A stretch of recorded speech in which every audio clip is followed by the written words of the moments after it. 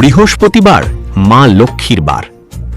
যে গৃহে ভক্তি ভরে মা মহালক্ষ্মীর নাম স্মরণ করা হয় সেখানে ধন, সৌভাগ্য, আয়ু, শান্তি ও আরোগ্যের কৃপা বর্ষিত হয়।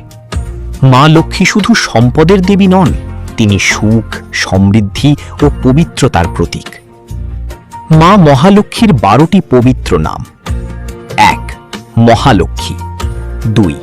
পদ্মা, 3. কমলা, 4.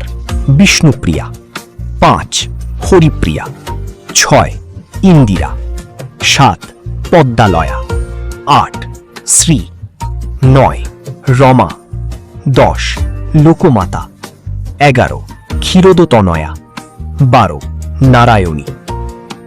যে ব্যক্তি প্রতিদিন ভক্তি ভরে এই নামগুলি জপ করেন তার গৃহে ধনধান্য, সুখ, শান্তি ও সৌভাগ্যের বৃদ্ধি ঘটে বলে শাস্ত্রে বর্ণিত আছে।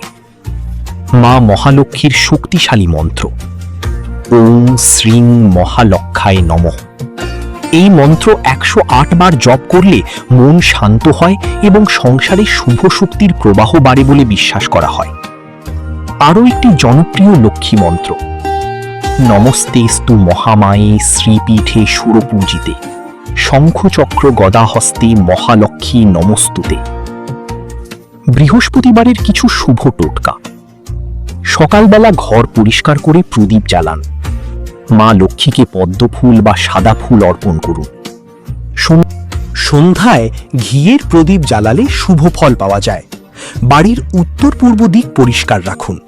বৃহস্পতিবার গরিব বা অভাবী মানুষকে হলুদ খাবার দান করলে শুভ মনে করা হয়।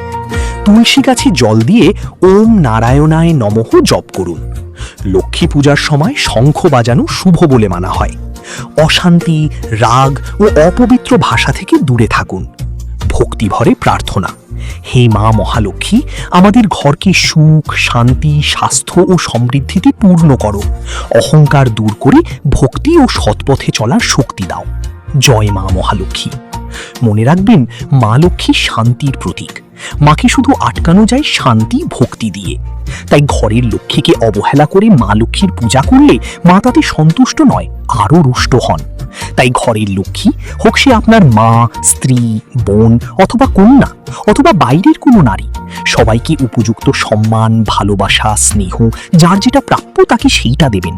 দেখবেন মা লক্ষ্মী আপনার পরে এমনি খুশি থাকবে। জয় মা লক্ষ্মী।